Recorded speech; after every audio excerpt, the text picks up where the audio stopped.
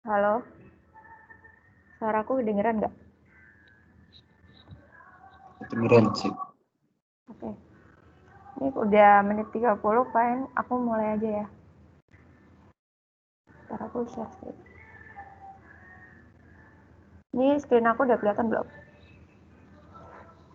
Udah. Oke. Jadi palingan hari ini kita bakal belajar tentang BCNF. Ada yang tahu belum BCNF itu apa? Ada yang udah baca-baca gitu bukunya atau apa? Kalau pada belum tahu, palingan BCNF itu singkatan dari Boycott Normal Form. Kita bikin BCNF ini kapan? Kita bikin BCNF ini harusnya setelah 3 NF. Jadi dia bisa juga disebut 3,5 NF. Jadi dia itu habis, kan biasa kalau yang minggu lalu kita belajar kan UNF, 1 NF, 2 NF, 3 NF gitu kan. Nah, si BCNF ini nanti dia bakal ada di bawah setelahnya 3 NF. Jadi di sini ada BCNF gitu. Tapi dia itu sebenarnya jarang juga sih dibuat si BCNF karena dia ini kayak mirip-mirip lah sama 3NF. Jadi jarang orang normalisasi sampai BCNF. Biasanya orang normalisasi cuma sampai 3NF, soalnya sampai 3NF aja itu udah anggapannya cukup lah. Dia nggak sampai BCNF karena BCNF ini benar-benar kayak 11-12 sama 3NF. Dia ini juga kadang disebut juga 3,5 NF gitu. Jadi benar-benar bedanya tipis banget. Nah, di BCNF ini yaitu ngapain aja? Palingan di sini tuh dia kayak lihat nih, kalau di BCNF dia kayak lihat suatu determinan itu dia dia merupakan kandidat key nggak? Step pertama itu kita lihat dulu determinan kandidat key atau bukan. Nah, ada yang tahu nggak di sini determinan ini apa?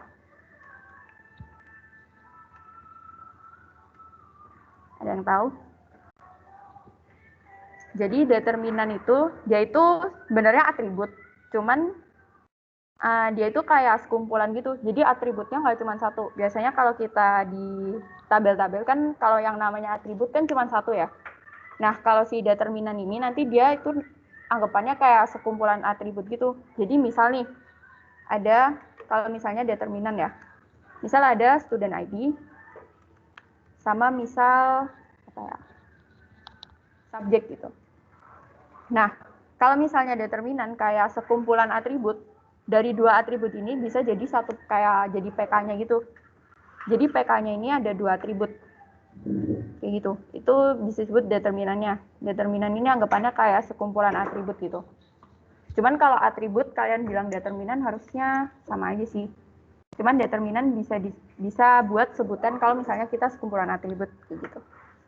Determin sampai sini ngerti nggak buat determinannya?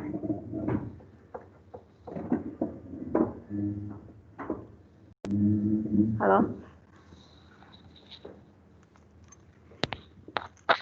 Ya udah palingan aku lanjut aja ya. Nah, kalau misalnya di BCNF, kita itu harus pastiin setiap key-nya itu, setiap atributnya itu, dia itu sebuah kandidat key. Jadi di BCNF itu semuanya harus kandidat key, nggak boleh ada yang enggak. Nah, terus habis itu apa bedanya 3NF sama BCNF? Di sini aku tulis lah. Beda 3NF dan BCNF. Bedanya itu apa? Palingan bedanya itu kalau misalnya di 3NF dia kan boleh yang namanya functional dependency antara A, misal A, B itu functional dependency ya. Nah, kalau misalnya di 3NF, dia itu kan bisa nih, si B itu, B-nya itu primary key. Dan dia itu bergantung sama si A. ya kan? Kalau misalnya kita functional dependency kan ini berarti bacanya si B ini bergantung sama si A. Nah, kalau B-nya primary key, kalau misalnya di 3NF, B-nya itu bisa primary key, tapi si A-nya itu bisa jadi dia bukan atribut biasa. Ya kan? Jadi si primary key bisa bergantung sama atribut biasa kan kalau di 3NF. Di 3NF. Kayak gitu. Jadi misal nih si B primary key, tapi si A itu bukan apa-apa, bahkan dia candidate key pun tuh bukan gitu. Nah, kalau di 3NF dia diperbolehkan nih kayak gini. Jadi si primary key bergantung pada sebuah atribut yang bahkan ya atribut biasa lah anggapannya. Jadi atribut benar-benar biasa aja. Nah, sementara kalau di BCNF, kalau di BCNF dia itu harus si A-nya ini, jadi misal ada A sama B, sama ya kayak gini. Nah, kalau misalnya di BCNF, si A ini harus jadi kandidat key. Jadi kalau misalnya di sini, dia A-nya itu, jadi B ini misal, apa, key biasa. Misal, pokoknya di sini A-nya itu harus kandidat key. Gitu. Makanya kalau misalnya kalian baca-baca, biasanya BCNF itu bakal disebut lebih kuat lah formnya, form tabel database-nya, karena si A ini benar-benar harus pure kandidat key, gitu. Kalau sementara kalau misalnya yang kalau di 3NF, dia jadi kayak misal nih, di 3NF dia ada satu relation A gitu ya. Misal di 3NF kita punya relation A. Nah, belum tentu di BCNF relation A-nya ini diperbolehkan gitu. Sementara kalau misalnya di BCNF ada sebuah relation B, di 3NF itu udah pasti ada relation B gitu. Sampai sini ngerti nggak? Atau aku ada perlu jelasin ulang?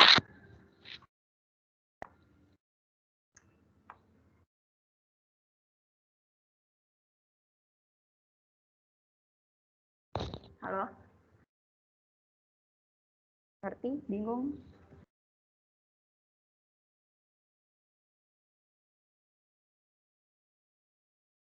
Halo?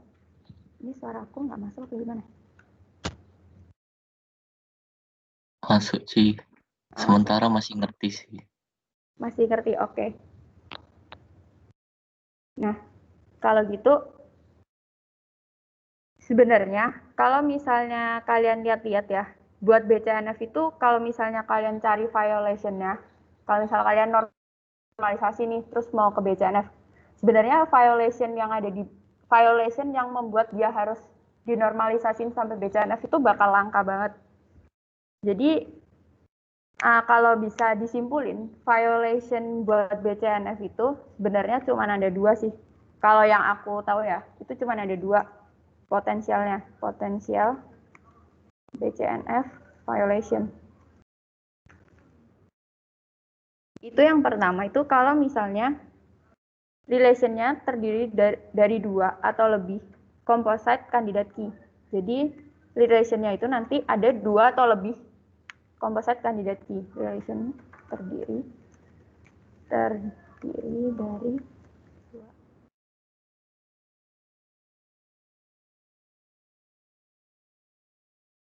Terus buat potensial BCNF violation yang kedua, itu dia candidate key-nya overlap. Candidate key-nya overlap. Jadi, misal nih, kita punya ada 3 kandidat key. Terus habis itu, dia itu kayak kandidat key ini, dia punya atribut. Kan kalau satu kandidat key, dia ada atribut yang lain kan, ya nggak mungkin kandidat key sendirian kayak gitu. Nah, kandidat key ini nanti dari 3 kandidat key ini, dia itu nanti pasti ada aja kayak atribut yang sama. Jadi misal nih, kayak yang tadi ya, misal kayak si student ID sama subjek. Nanti misal ada subjek ID. Ini aku contohin simpel aja. Misal ada subjek ID sama subjek gitu. Nanti ada si teacher ID sama subjek juga. Nah, di sini kan si subjek kan kayak berulang-ulang gitu kan ya atributnya. Jadi, sementara ini kan kayak kandidat key kan tiga-tiganya. Sementara subjeknya itu kayak dia berulang-ulang terus nih atributnya. Nah, makanya di sini nanti dia bakal terjadi violation yang membuat kita harus normalisasi sampai jadi BCNF, kayak gitu. Ada yang mau nanya? Buat si BCNF, buat penjelasannya.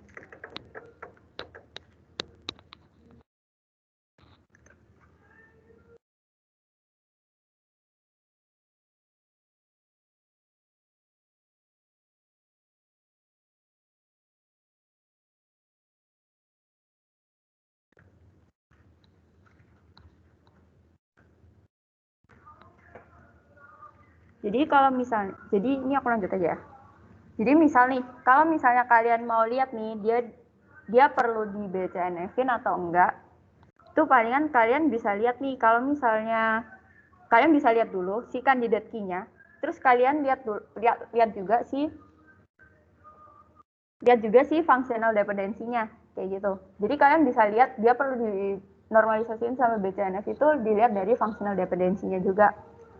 Yang penting kalau selama yang aku pelajari, yang penting diperhatiin itu sih kandidat key sama functional dependency-nya, kayak gitu. Nah, sampai sini ada yang mau nanya dulu nggak? Bingung atau gimana gitu?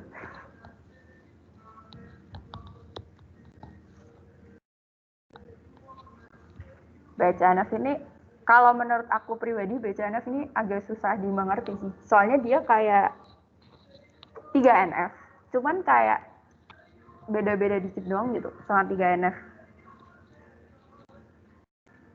Jadi kalau misalnya kalian ada normalisasi, sebenarnya sampai 3NF itu cukup.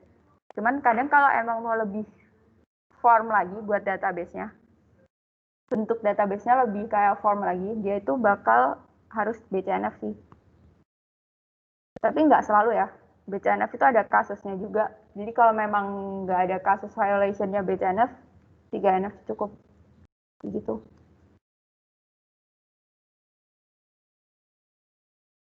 Ada yang mau nanya?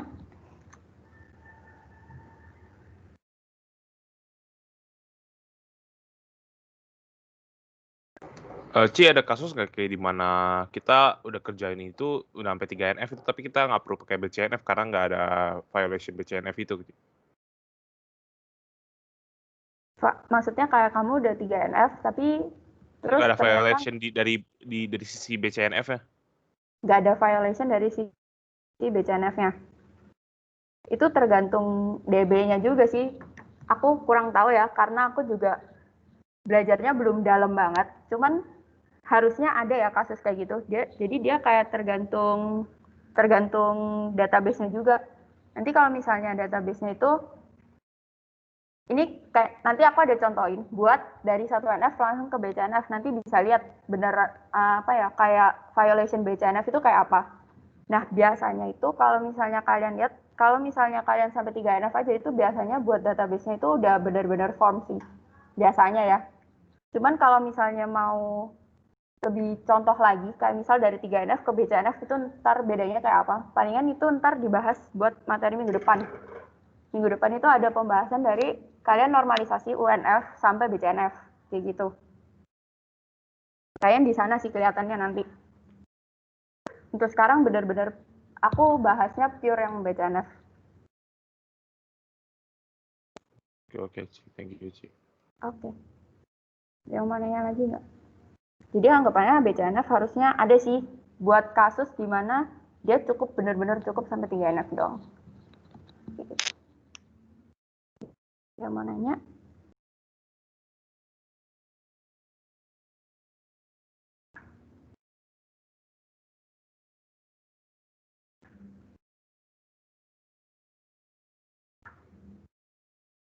Kayaknya BCNF ini bakal dibutuhin kalau misalnya nyimpen datanya itu kayak makin ribet gitu sih. Jadi anggapannya biar jelas database-nya, itu kita perlu BCNF. Biasanya kalau nyimpen datanya udah ribet-ribet itu, kita perlu normalisasi sama BCNF.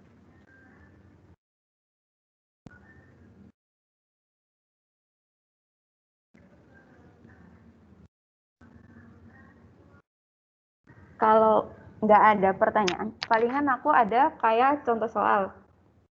Di sini tuh aku ada bikin kayak satu schedule buat les piano.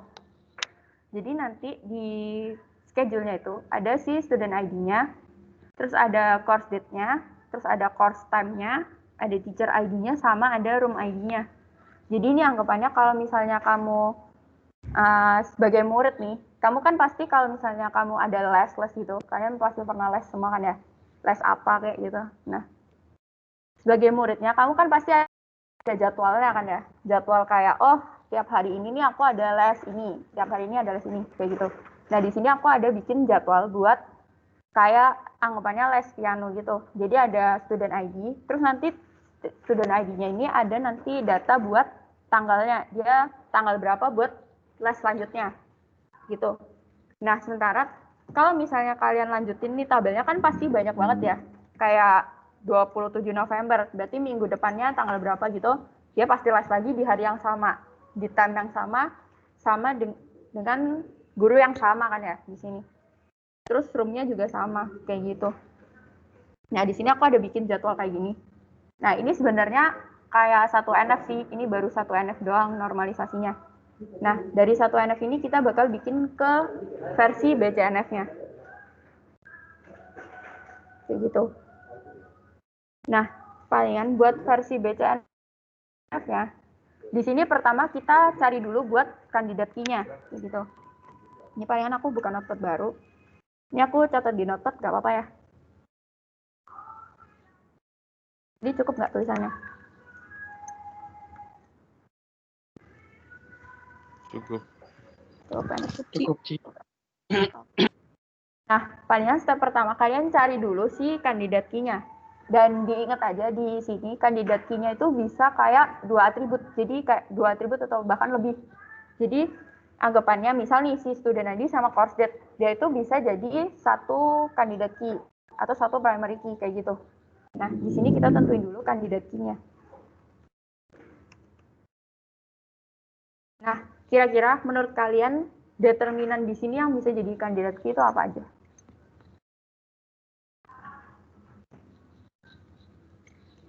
Ada yang tahu?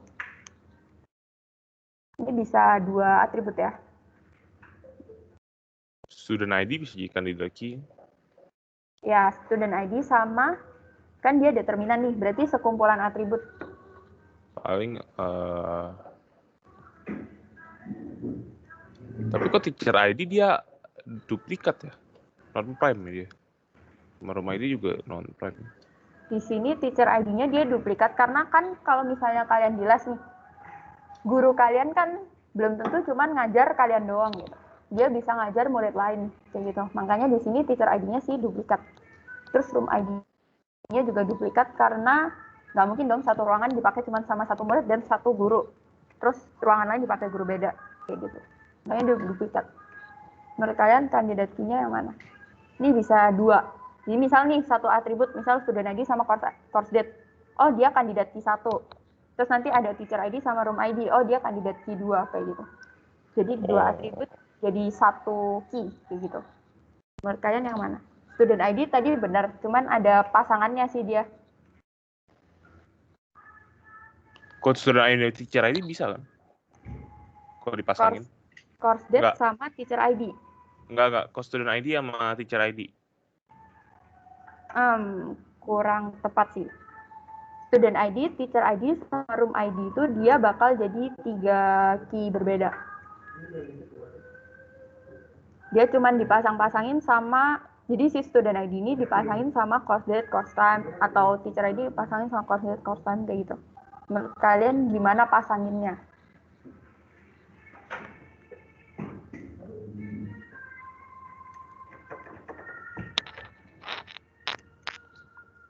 Jadi si student ID, teacher ID, sama room ID nanti dia bikin kayak 3 kelompok berbeda berarti.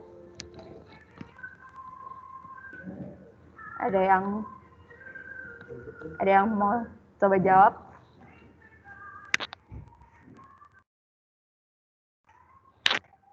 Tadi udah bener ya, student ID.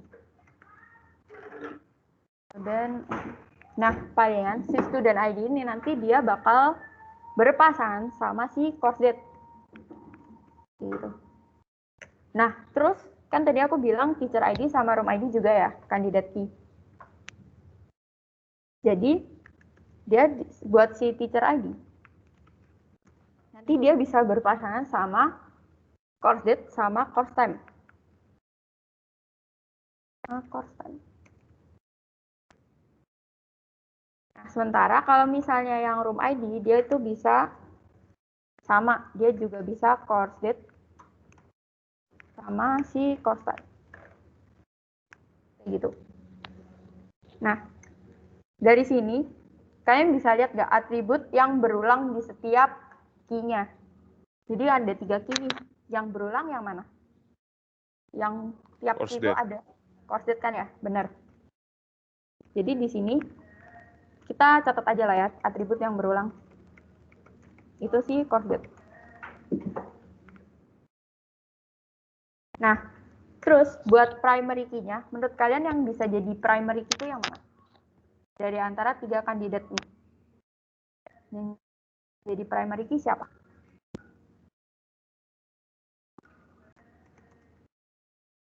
Ada yang tahu primary key-nya kira-kira yang mana?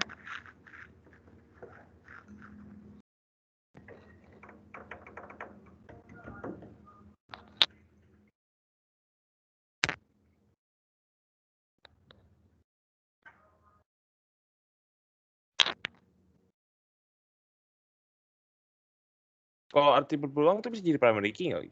Kayak yang berulang gitu. Kalau berulang, namanya kan primary key ya. Semua tetap sama sih. Primary key emang nggak boleh harus benar-benar unik. Di sini menurut kalian yang benar-benar unik yang mana? Ini nggak usah peduliin kayak, oh course date-nya berulang nih, nggak boleh kayak gitu. Kalian cukup peduliin satu aja sih. Kayak misalnya nih, kalau di sini, oh aku pedulin, oh teacher ID doang, teacher ID unik. Ya udah dia bisa jadi primary key kayak gitu. Menurut kalian dari 3 ini, yang paling unik itu yang mana? Yang student ID sama course date. Student ID sama course date. Benar ya, di sini tuh dia bakal jadi primary key. Buat yang student ID sama si course date. Buat si student ID sama si course date ya. Jadi sini aku tulis aja. Student ID sama course date. Oke. Nah, terus setelah kita tentuin nih atribut yang berulang siapa, terus primary key-nya siapa, itu kita perlu juga tahu tentang functional dependency. Kayak yang tadi aku bilang kan ya, yang tadi aku bilang, kalau misalnya kita mau lihat BCNF-nya ini bisa diubah ke BCNF apa enggak, yang paling penting itu kan kandidat key sama functional dependency-nya. Jadi di sini kita palingan cari aja functional dependency-nya gimana.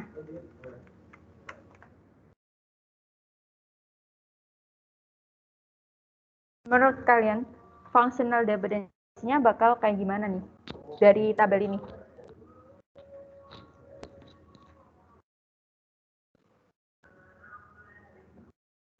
Paling sih kalau nggak itu student ID, course date itu mempengaruhi course time gitu.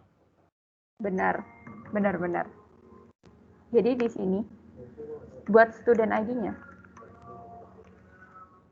kan ada si course date-nya juga ya. Kan ini dia PK nih. Jadi anggapannya kayak si student ID sama course date itu kayak satu paket kan ya.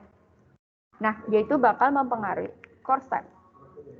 Sama nanti ada satu atribut lagi yang bisa, ada 2 atribut lagi yang bisa ngikut, yaitu teacher ID sama si room ID.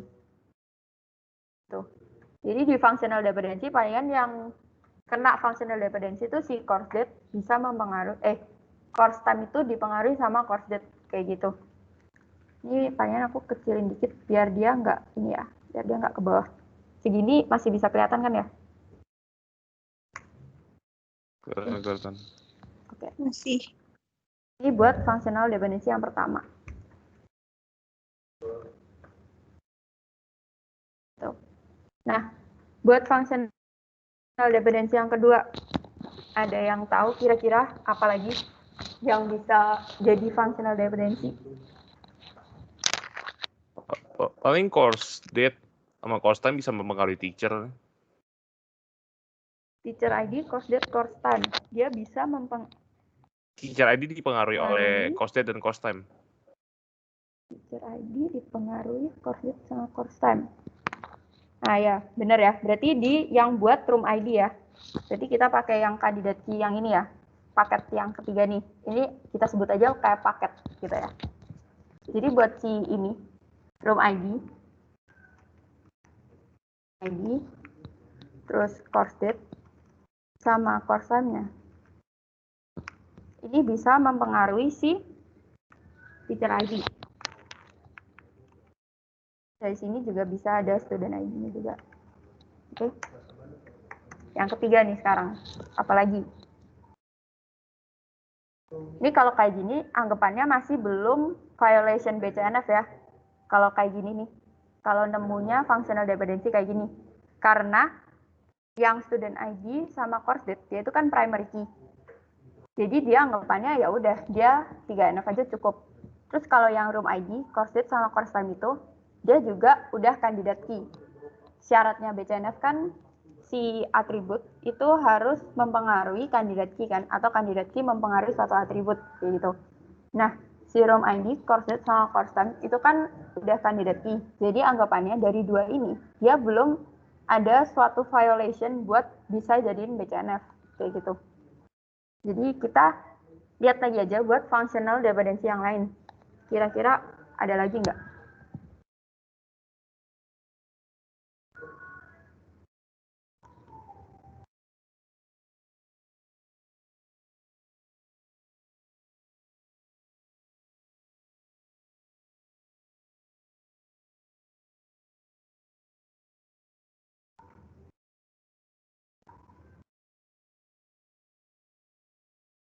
Ada yang tahu lagi kira-kira functional dependency-nya?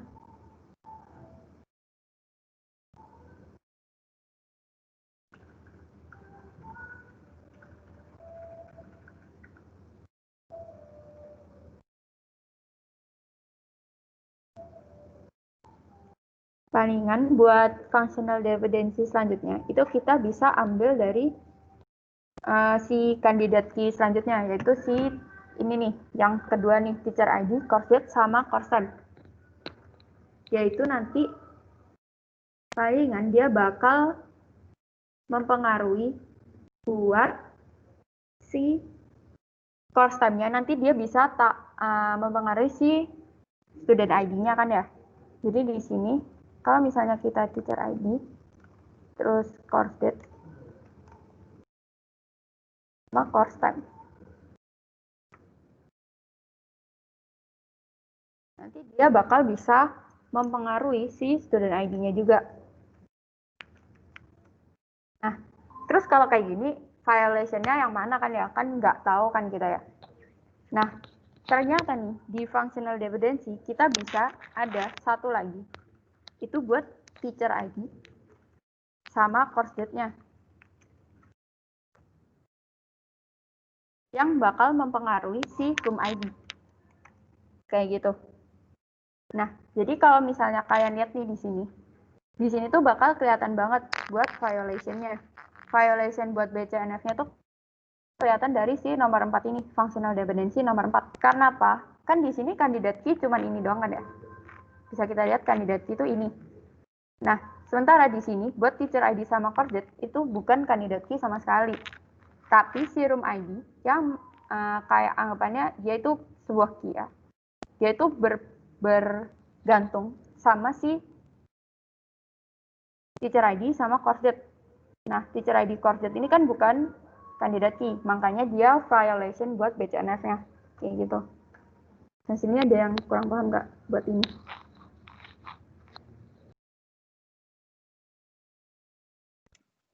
Ci, itu buat yang nentuin si kandidat key bukan dari lihat functional dependency ya, Ci? Atau gimana? Pas nentuin, kalau saya biasanya nentuin kandidat tuh ngelihat fungsional juga, atau gimana sebenarnya, Ci? Kalau misalnya, kalau di sini, kalau yang aku baca dari bukunya ya, dia pertamanya nentuin kandidat key dulu. Aku nggak tahu, masih belum tahu kenapa sih. Cuman kalau aku baca-baca dari bukunya, dia step pertama itu dia tentuin dulu kandidat key-nya. Baru dia nanti lihat buat functional dependency-nya, buat BCNF. Ini yang aku belajar dari bukunya ya. Jadi dia kayak tentuin dulu itu apa aja. Setelah tahu kandidat key-nya, baru dia kayak tentuin functional dependency-nya. Nah, begitu tahu functional dependency-nya, jadi ketahuan kan ya yang mempengaruhi siapa dan yang dipengaruhi siapa. Nah, baru dia bisa tahu nih, dia violation buat BCNF-nya. Kayak gitu. Dasar pas tentuin kandidat key-nya itu gimana tuh, Ci? Apa yang dilihat? Nah, itu juga aku rada bingung sih sebenarnya. Kalau misalnya aku lihat dari bukunya, dia kayak tiba-tiba ada aja gitu kandidat key-nya. Jadi aku simpulin, mungkin kalau misalnya dari tabel yang dia buat, itu dia nentuin kandidat key-nya itu, bentar ya.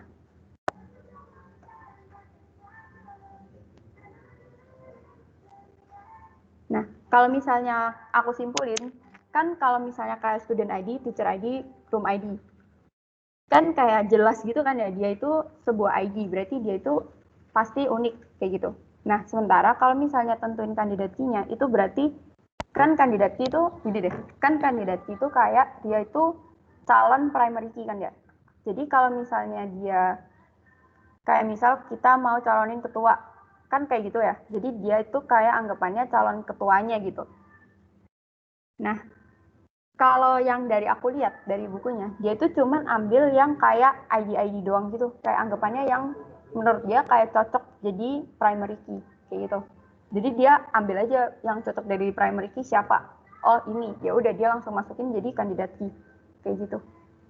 Kalau yang aku baca dari bukunya ya. Cuman aku agak kurang mendalami buat yang BCNF. Jadi aku agak kurang tahu juga sih kenapa dia pertama itu dia tentuin kandidat key-nya. Kayak gitu. Terus kenapa yang teacher ID sama course dia tuh nggak masuk ke ini, Ci? Kandidat key juga, Teacher ID pas di sama awal. course date. Iya. Bentar ya. Oh, yang ini ya, nomor 4 ini ya? Iya, Ci. Kenapa baru munculnya di pas di fungsional? Di kandidatnya enggak? Ini pas di function. Iya juga ya. Aku baru sadar sih. Bentar ya.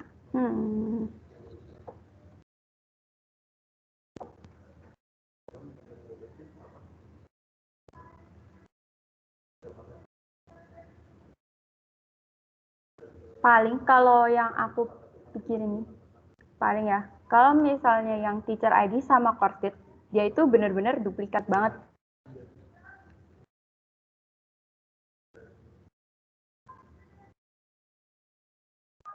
Duplikat gimana Kalau maksudnya sih? misalnya kalian lihat nih di sini, kalau kalian pasangin si teacher ID sama course date nih di sini, bentar aku zoom ya.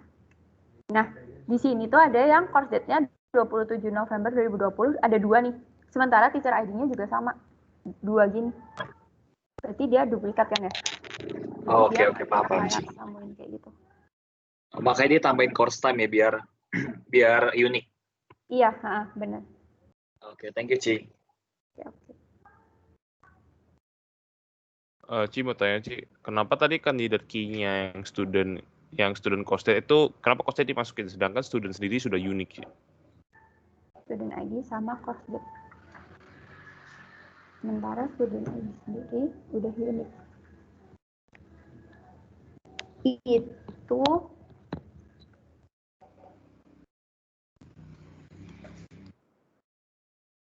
Itu anggapannya kalau misalnya jadi gini nih. Di sini mungkin student ID-nya bakal kelihatan unik kan ya. Karena ini cuman beberapa hari doang, cuman kayak 27 November sama 30 November, ya kan? Sementara buat selanjutnya, ini kan pasti nggak mungkin tabel cuman jadwal les cuman kayak segini doang kan ya. Pasti nanti di sini ada SDT 217 lagi. Terus tapi tanggal buat minggu depan. Misal tanggal berapa ya? 27 November misal, ini aku nggak salah ya. Tanggal selanjutnya misal dia les hari yang sama, tapi tanggal 5 Desember, kayak gitu. Otomatis buat student ID-nya dia nggak bakal unik lagi dong ya. Makanya dia dipasangin sama course date, kayak gitu. Ngerti nggak? Oke, Ci, makasih sih.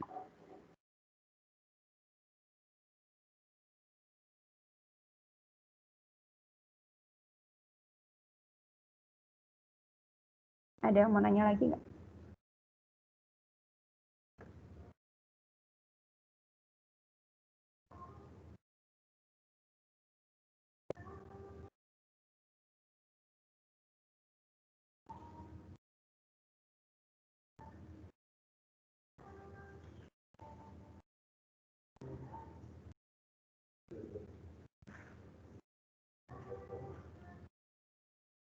Ada yang mau nanya lagi?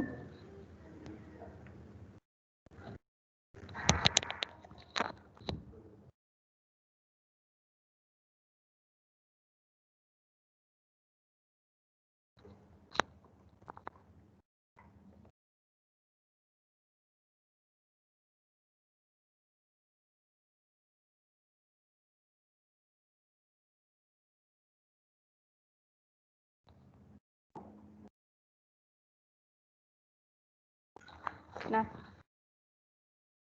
ini kalau misalnya, ini aku lanjut lagi ya, udah nggak ada yang nanya kan ya?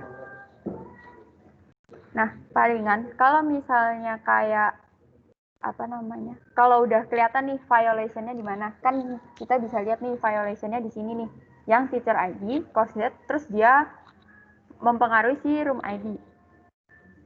Nah, palingan kita bisa pisahin jadi 2 tabel kayak gitu. Jadi ini kan tabel pertama, ini aku lihat dulu ya. Tabel pertama nih, kita bisa buat tabel baru yang nanti isinya, ini misal, ini prefer taruh Excel atau aku tulis aja di notepad sekalian. Kalian lebih jelasnya lihat aku bikin tabelnya di Excel atau aku tulis aja di notepad.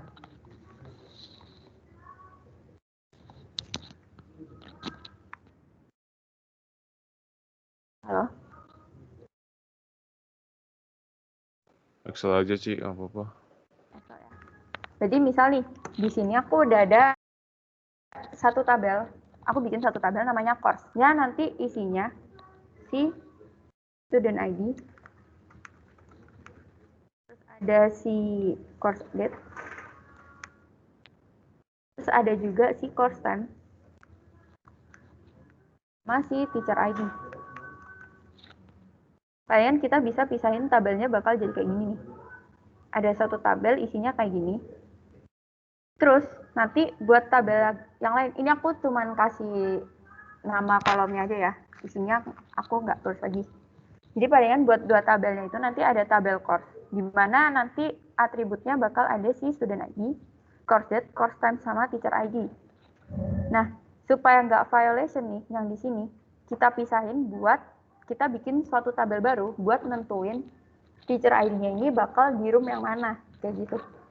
Jadi di sini palingan aku kasih aja nama tabelnya teacher room, kayak gitu. Nah, buat teacher room sendiri, nanti di dalamnya pasti ada si teacher ID, si course date, sama si room ID, kayak gitu. Sampai sini ada yang mau tanya? Palingan buat pisah tabelnya cuman kayak gini doang sih.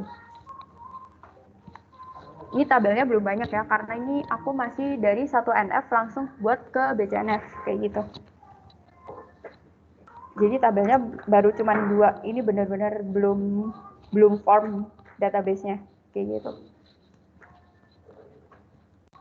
Ada yang mau nanya?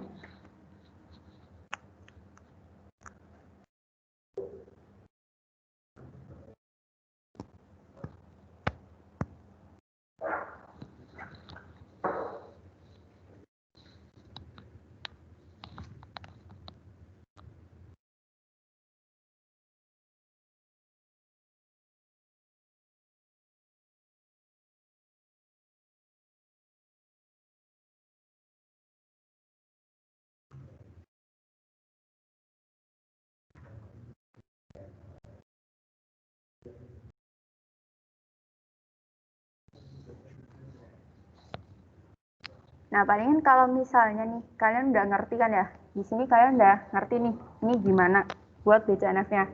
Udah pada ngerti kan ya?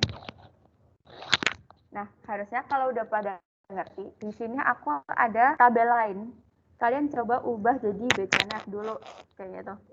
Di sini aku ada tabel buat kelas schedule. Harusnya dia itu bakal sama, BCNF-nya tuh bakal sama kayak yang tadi aku jelasin. Jadi coba kalian buat BCNF-nya bakal kayak gimana.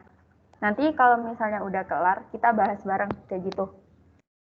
Kira-kira butuh berapa lama buat bikin BCNF-nya? Harusnya bentar lah ya.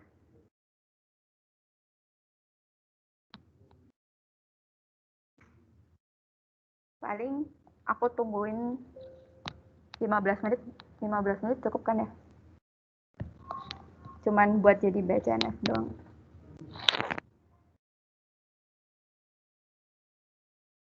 Berarti anggapannya sampai 11.25 lah ya. Nanti kita bahas bareng buat tabel yang selanjutnya ini. Kalian bisa buat dulu buat BCNF-nya. Oke? Oke. Oke, Ci. Oke, sip.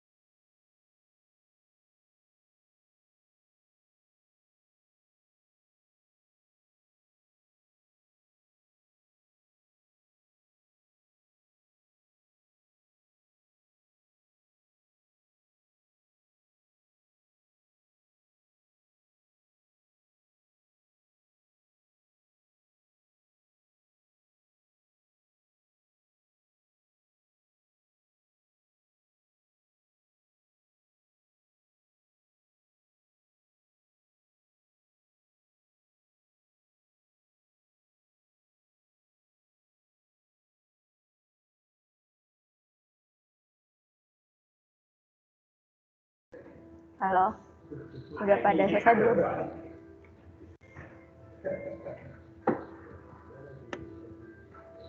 Udah pada nemu gimana bentukan BCNF-nya?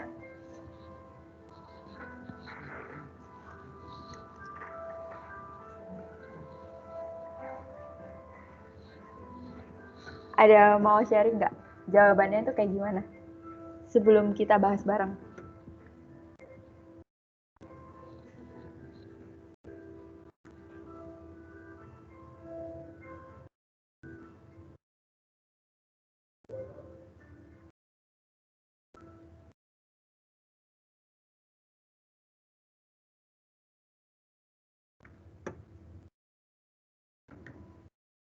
Halo?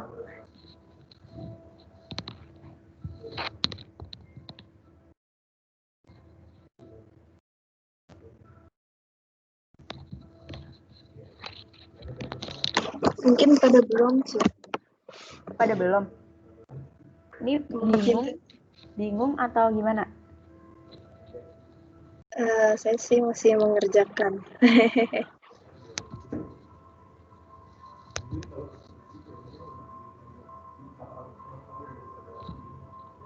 Ini pada bingung atau gimana? Kalau enggak, ya udah. Ini aku bahas aja ya. Ini aku pakai notepad baru aja deh.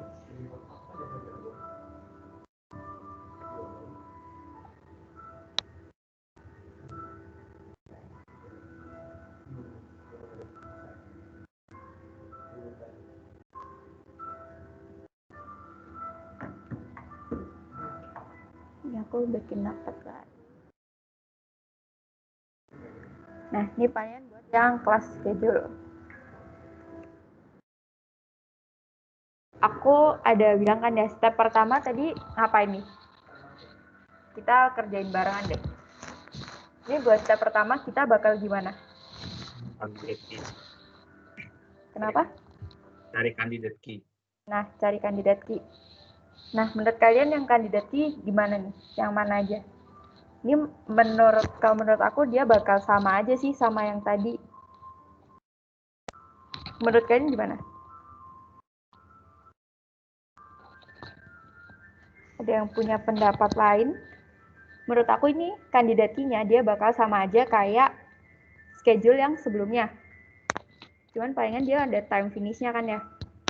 Menurut kalian ada tambahan atau bahkan ada yang salah nih dari yang schedule sebelumnya sama schedule yang sekarang harusnya beda.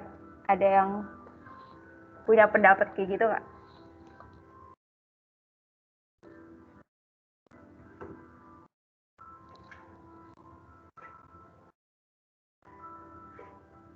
Paling bingung ini Ci, kenapa student ID itu cuma sama class date, nggak waktunya juga? Kenapa student ID sama class date? Ya sama class date aja, tapi waktunya enggak. Soalnya kan bisa aja, misal 2 pelajaran dalam satu waktu, dalam satu hari.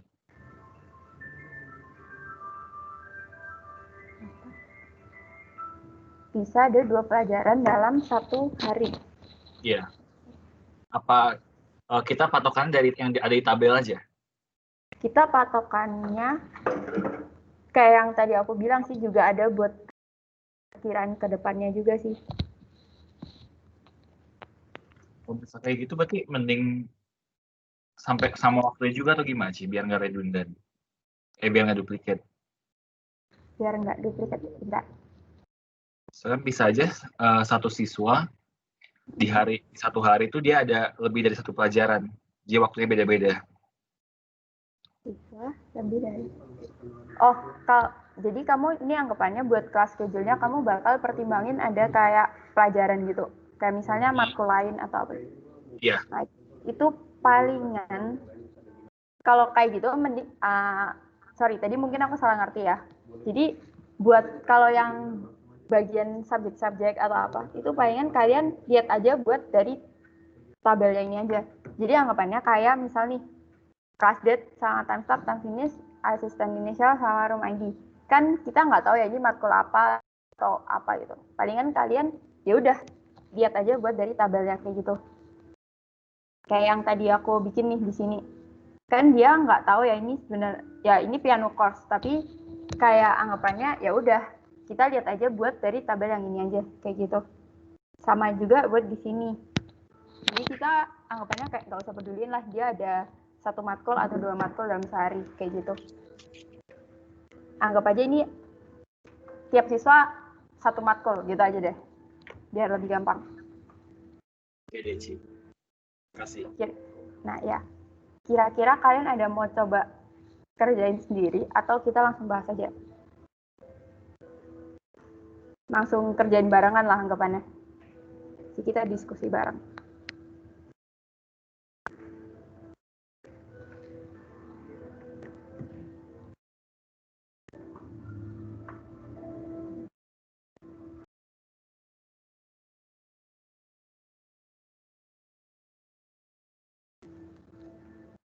Ini kita bahas bareng aja ya.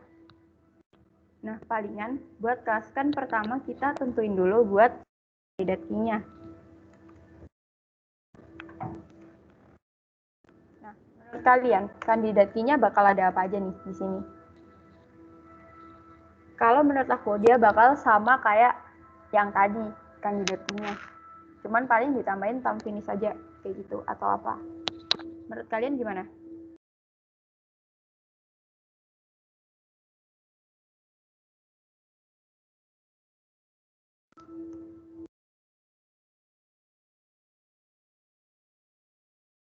Sama si Ci kayaknya. Sama ya kayaknya. Oke, palingan buat kandidat key-nya dia bakal jadi si student ID sama class date. Oke. Menurut kalian kandidat key kedua apa lagi nih? Dari sini. Ada yang bisa sebutin?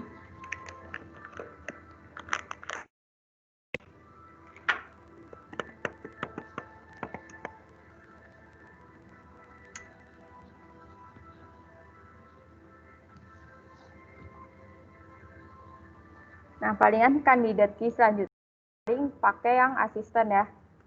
Asisten inisial. Terus ada buat class date-nya. Start-nya.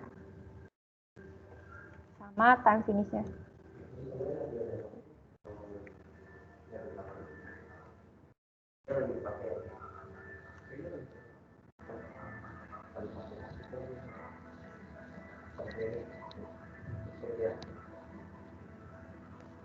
Nah, buat yang ketiga, itu palingan kalian bisa bikin yang room ID-nya. Sama class date-nya, sama time start-nya, sama time finish-nya. Di sini menurut aku, itu palingan cuman beda nanti dia ada time finish-nya aja sih. Menurutku ya. Jadi kalau kalian ada pendapat lain, bisa langsung ngomong aja. Gitu. Nah, dari 3 kandidat key, yang kalian yang bisa dibikin buat primary key siapa? Yang paling unik dari antara 3 kandidat key ini? Menurut kalian siapa?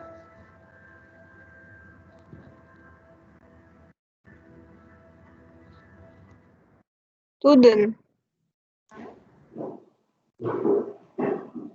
Student ya? Yang jawab student ya? Ya benar ya. Berarti nanti si student ini bakal jadi primary key-nya. Student ID sama course date. Ini bakal jadi primary key. Oke. Nah, terus dari si primary key, oh ya, sebelumnya aku lupa. Dari sini yang berulang itu yang mana nih? Dari 3 kandidat key, atribut yang berulang siapa aja? Room ID, asisten inisial, sama time-nya. Sama class date juga. Yang berulang sih class date. Yang benar-benar berulang ya. Jadi yang benar-benar ada di 3 kandidat key. Atribut yang benar-benar ada 3 di kandidat key. Menurut kalian siapa?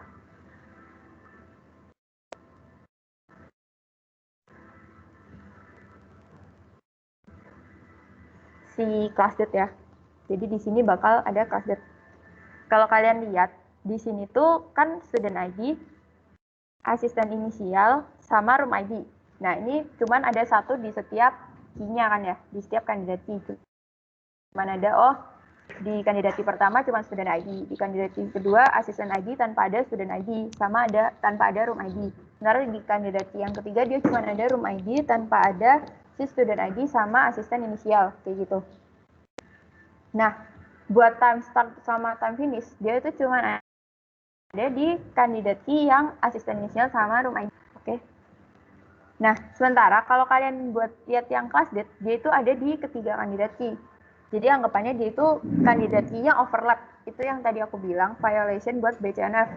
Kandidat key-nya dia overlap. Jadi anggapannya dia kayak jadi kandidat terus nih di sini. Si class date kan dia bakal jadi kandidat terus nih di 3 key tersebut, kayak gitu. Ini yang jadi violation buat BCNF-nya. Kayak gitu, dia overlap. Nah, terus habis kita tentuin buat kandidat key, atribut yang berulang sama primary key, kita juga lihat functional dependency-nya. Nah, di sini kalian bisa sebutin nggak functional dependency-nya bakal kayak apa aja?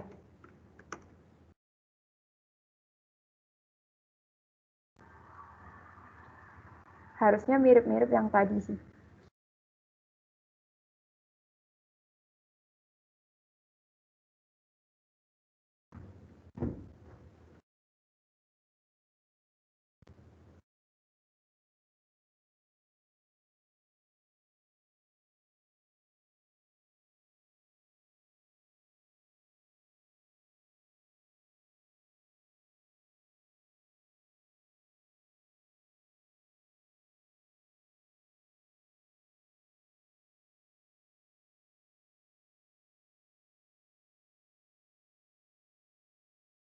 Ada yang tahu?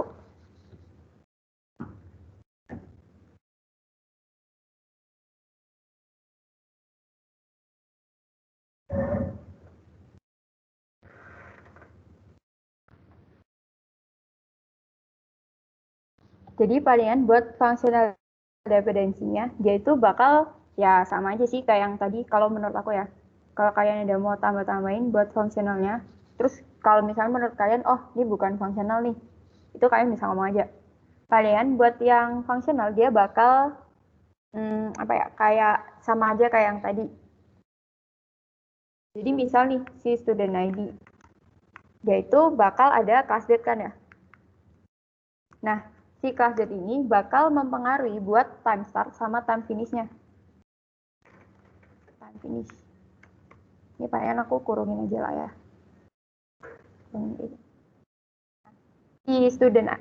Si class date dia bakal mempengaruhi buat time start sama time finish. Nah, terus dia bakal ada kolom buat asisten inisial sama si room ID, kayak gitu. Terus buat functional dependency yang kedua, kan ada si asisten inisial, terus ada class date, time start, time finish. Nah, buat time start sama time finish ini nanti kita bisa buat mempengaruhi si student ID-nya juga, ya kan? Jadi ini palingan buat time start sama time finish. Aku kuruin aja. Dia bakal mempengaruhi si student ID. Kayak gitu. Nah, buat selanjutnya, dia itu bakal ada kan di sini sesuai kandidat key-nya dulu ya. Aku catatnya sesuai kandidat key-nya dulu. Jadi di sini kan kalau buat kita lihat kandidat key-nya ada student ID sama class date.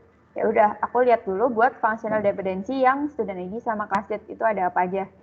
Terus di sini ada asisten inisial, class date, time start sama time finish. Buat kandidat key-nya. Jadi asisten inisial, class date, time start sama time finish, dia itu bakal mempengaruhi buat si student ID-nya. Bisa mempengaruhi student ID, kayak gitu. Nah, buat room ID yang kandidat key selanjutnya, kan ada room ID. Jadi si class date, room ID, class date, time start, ini aku jadiin satu aja ya, time start, time finish. Kayak gini. Nah, dia itu bakal mempengaruhi buat asisten inisialnya juga. Gitu. Terus nanti ada tambahan buat atribut si student ID. Nah, terus kita cari, kan ini kalau misalnya kita cuma nemu functional dependency yang 3 ini, itu kan masih belum violation buat BCNF-nya. Jadi kita anggapannya kayak, oh ya udah nggak perlu buat normalisasi sampai BCNF. Nah, supaya kita bisa jadiin BCNF, kita cari lagi nih functional dependency-nya apa. Nah, palingan buat functional dependency-nya sama aja kayak tadi buat violation-nya. Itu karena ada asisten inisial sama si class date yang bakal mempengaruhi si room ID kayak gitu. Nah, di sini tuh bakal violation buat BCNF-nya. Jadi kita harus normalisasiin sampai BCNF karena ada si ada ini functional dependency ini. Sampai sini ada yang mau kasih tambah atau apa? Atau kayak, oh ini kurang, harusnya ada tambah ini, atau ini kelebihan, kayak gitu. Menurut kalian gimana?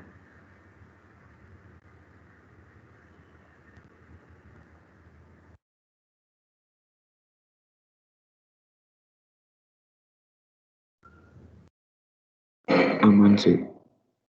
Aman ya? Jadi kalian setuju nih, kalau misalnya functional dependency-nya bakal kayak gini aja. Oke. Yang violation berarti cuman si asisten inisial sama class date yang bakal mempengaruhi room ID.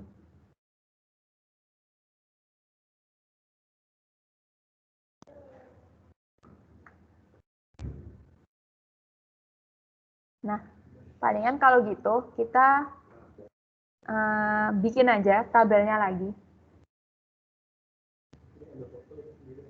Kita bikin aja buat tabelnya lagi. Nah, tabelnya palingan ya sama kayak tadi lah ya. Jadi dia bakal ada si kelas. Nanti dia bakal ada kelas. Nah, di dalam kelas itu nanti ada atribut si student ID. Ada atribut buat class date. BTW ini aku pindahin aja lah ya. Jangan di sebelahnya nanti. Taruh sini. Jadi palingan ada si tabel buat kelas. Yang nanti isinya bakal ada atribut buat student ID. Terus ada class date. Terus ada time start. Time finish. Terus ada si asisten inisialnya.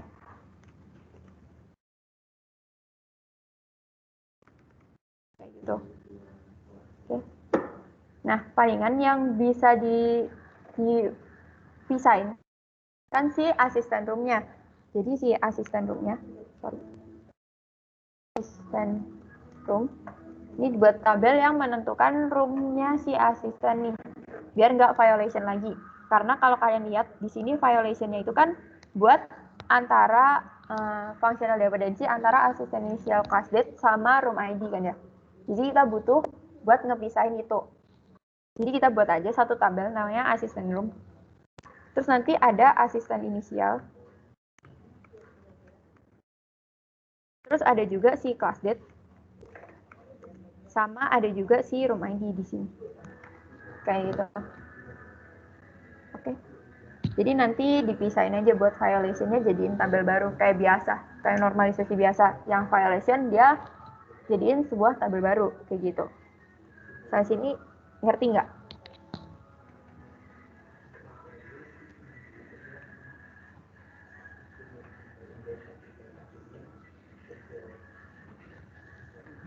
Harusnya kalau udah pada ngerti, kalian buat materi yang BCNF cuman sampai sini lagi.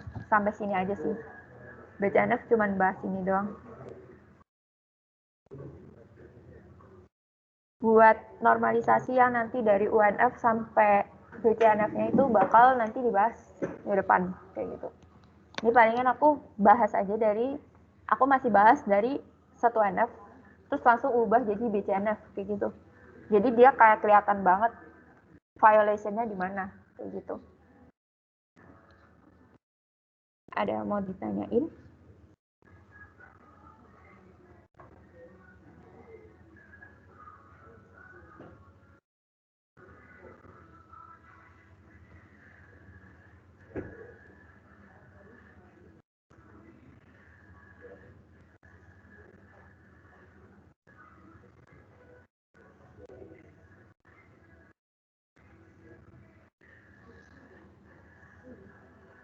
Ini kalau nggak ada yang mau ditanyain, palingan udah kelar sih.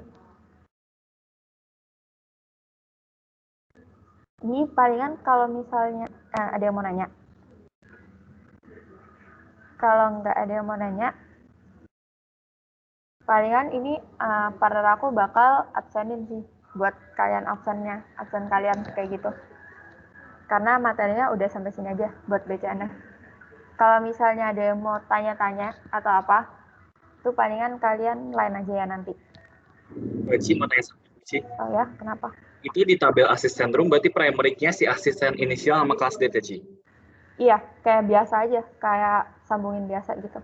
Ini palingan buat ini ya asisten inisial sama kelas date, benar. Ya, oke.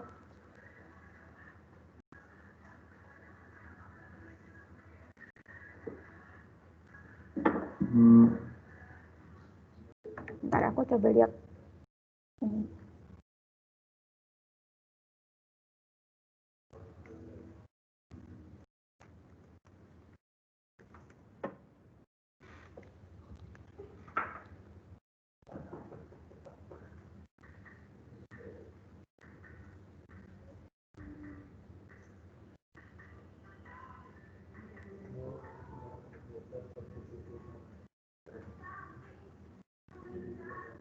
Bentar ya, ini buat absennya.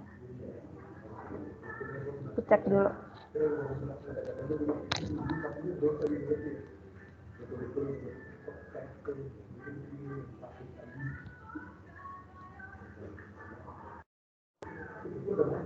Lah, udah di absenin. Bentar.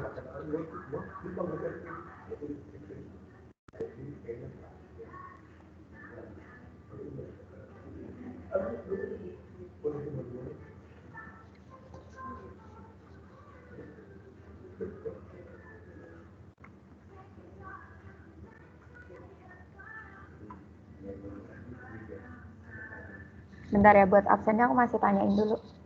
Partner aku tanyain.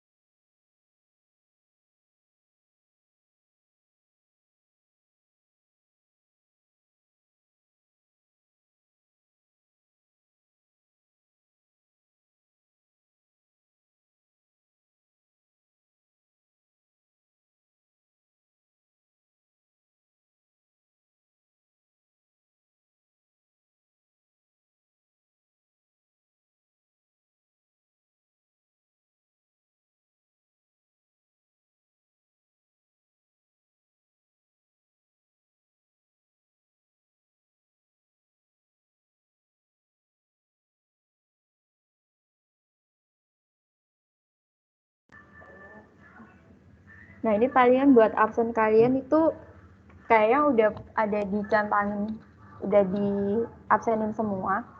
Jadi palingan buat hari ini gitu aja sih buat pembahasan BCNF-nya. Kalau emang ada pertanyaan yang baru muncul, kalian bisa lain aja di grup kayak gitu. Kalian udah kelar sih, ini aja.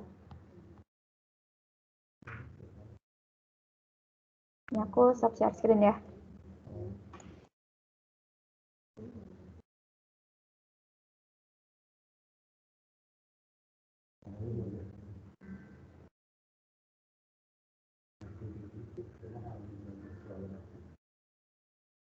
Ini palingan udah boleh live sih. Udah kelar juga materinya. Thank you yang udah perhatian. Terima kasih, Ci. Terima kasih, Ci. Thank you, Ci. Thank you, Ci.